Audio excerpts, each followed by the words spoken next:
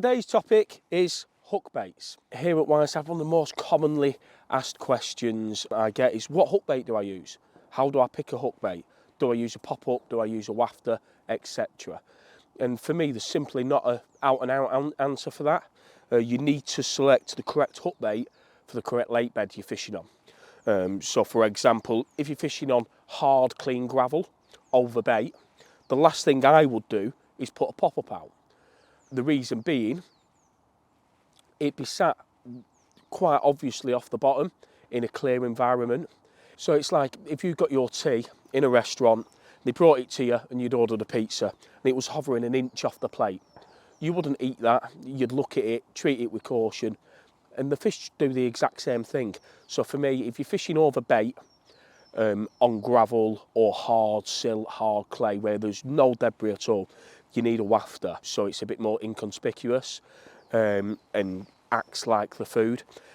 I never really use a bottom bait. I use really neutrally balanced wafters all the time, and the reason for this is twofold. One being, it helps in the resetting properties of the rig, so if you do get picked up and ejected without knowing about it, which it happens to us all without us knowing, you've got more chance of your rig falling nicely away from your lead. And secondly, I feel a lot of the time if I'm fishing these clean spots, I'll be fishing bits. You've seen the mixes on the other videos. There's hemp, small pellets, small boilies, corn, stuff like that, which is quite neutral in the water. It's not very heavy. So with some of the heavier rig components we use, I think having that neutral balance on your hook bait really gets you them extra bites, because it just acts as naturally as possible. But then on the flip side of that, if you're casting at showing fish, if you're fishing singles, if you are getting softer drops, so you could be landing in low-lying siltweed, softer bottoms, then I'd always pick a pop-up. So you know every time it's presented. It might be a bit blatant at times, especially if you're fishing over bait on the softer areas. However, I'd rather know 100% my rig is set clear of any debris and available for the fish to eat it. So that's how I gauge if I want to fish a pop-up or a wafter. I very, very rarely use a bottom bait because I think they're just a little bit heavy and I don't think they aid in the resetting properties of your rig. So for me, it's a pop-up if I'm fishing singles or casting at showers, because I don't know what I'm landing on. But if I'm fishing a spot, a hard spot, if that's gravel, clay or silt, thin silt, I'd always pick a neutrally buoyant wafter. And then the next thing to take into consideration with your hook baits is colour, size and shape. This is a lot down to personal preference. So first of all, we're going to talk about colour. So you hear high vis and match the hatch talked about a lot in the carp fishing industry. So basically a high vis is something like this, really catches your eye, normally really powerful in flavour and attraction. And then match the hatch is normally known as a darker bait, what would match the boilies you're feeding. However, if you're feeding a lot of corn, something like a PB could be considered match the hatch because it's very similar in size and colour. So when it comes to picking that, my favourite colour, if I'm fishing a colour, is definitely yellow. However, colours all have the day. Pinks, oranges is very good, very underused. I have done well recently on the orange hook baits, and also white. When you're picking your colour, if you're on a prolific lake, keep changing. You will often find on a daily basis one will outfish the other. So chopping and changing really works. But if you're fishing a more difficult water, fishing something you're confident in is definitely key for me. And then as we move on to match the hatch, for me, match the hatch is an after spawning thing. When the fish have seen your fluoros all winter, all spring, fished as singles, fished in bags, fished over bait, I think matching that hatch is very important because I think the fish get wary and that match the hatch hook bait, I think definitely sorts out the better fish and probably does get you more bites in the summer. But I have done well on fluoros as well in the summer, so that is really down to personal preference. So I've covered when I would use colour, when I'd use match the hatch, pop up or wafter. So now it's about preparing your hook baits. Don't get me wrong, all these hook baits here you can use perfectly straight out the tub and they'll catch you plenty of carp, I'm sure. However, I always go on about I like to be different, I like to have more attraction in the water than anyone else, and this comes down to my hook baits. So I spend a lot of time preparing my hook baits. Like, I start planning my winter hook baits probably February of that year.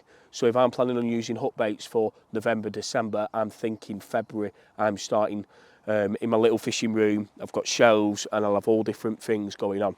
So it's all about attraction for me. So first of all, I'm going to show you what I do with my high vis. So for these ones, these are fluoro Wyreside from DNA. These are 10mm. So I use these as a wafter. So I put enough liquid in them to make them critically balanced size 6 or 4 hook. But when I'm doing my baits, I always try and mix it up so I've got a bit of everything. So they're going to be quite a heavy wafter time I'm done. And then I've got the 12 millers. They're going to be a pop-up still on a subtle rig time they finished. However, you can trim them and make a little unique shaped wafter.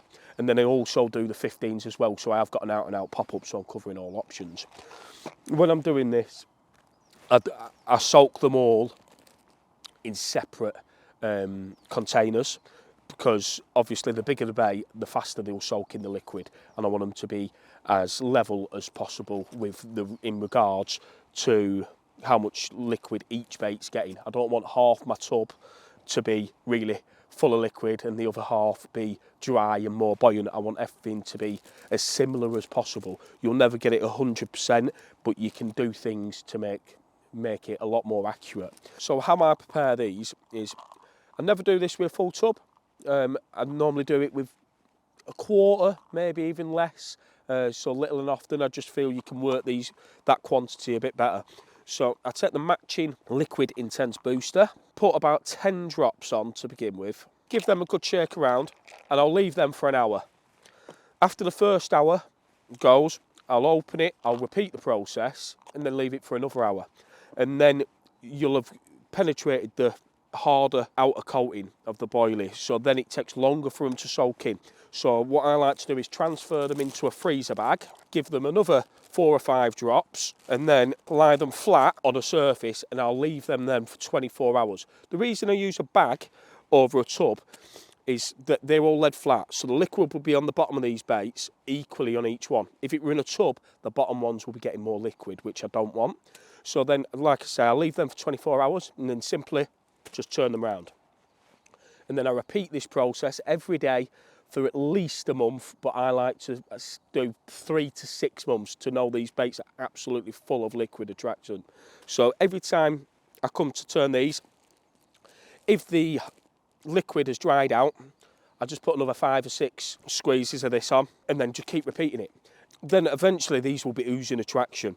When you're getting ready to use these, what I suggest to do is keep them in the bag till they're completely dry, just repeating the turning process every 24 hours, and then when they're completely dry, just put them back into your tub, and you've got a really, really attractive high-vis hook bait. Before I would put these into the tub, I normally do put one on a rig and just make sure, test it in my tank, make sure that it does sit correctly. Because sometimes you can get this slightly wrong, so you end up trimming baits down. It's not a massive issue, but with these small ones, I do like to keep them whole. So I do test one in the tank, make sure it does go down as I want it to. If not, I simply just carry on repeating that process for a little bit longer. Once I've done all that, what I do is put them all into one tub once they've been soaked. So in here, this is my PBs. I've got 15s, 10s, 12s, the big dumbbells and the little dumbbells. So I've got 5 different hook bait options there, all in one tub.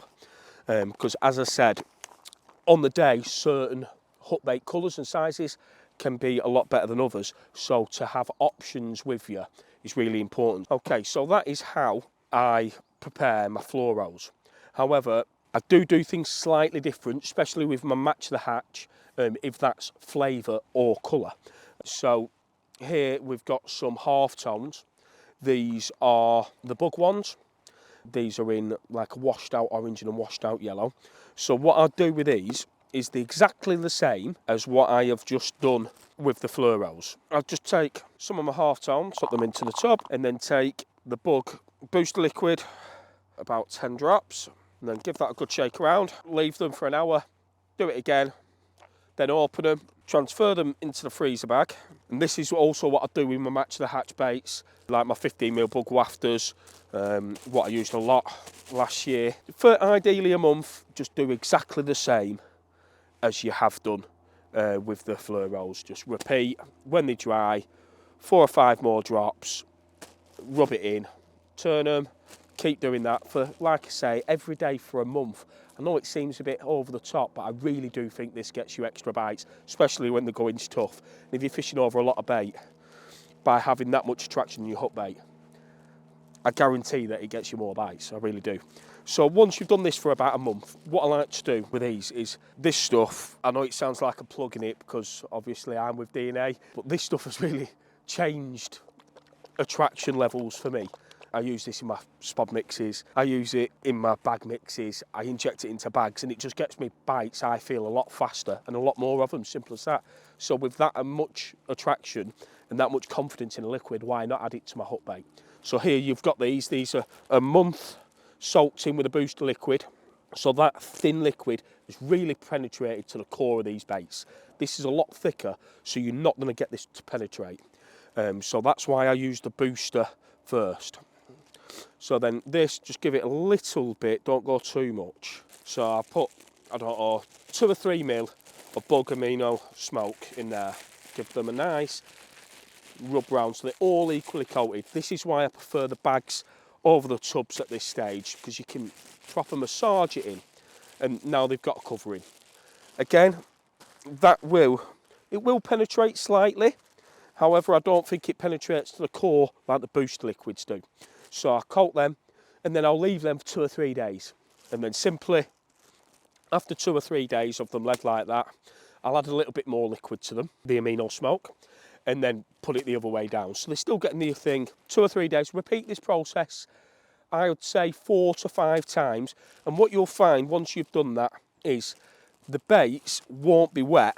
These ones will be because I've just done them, but the finished result, they won't be wet as such, but if you roll them through your hand, they'll be tacky, sticky. So in my opinion, when that hits the bottom, you've got the smoke effect and all the attraction out of the amino smoke coming off straight away. So really good for fast bites, etc. However, after that starts to wear off, then you've got all the food signals and boosted attraction out the booster liquids seeping out your bait. So that bait offers you optimal attraction from the minute it hits the water till the minute you wind it in.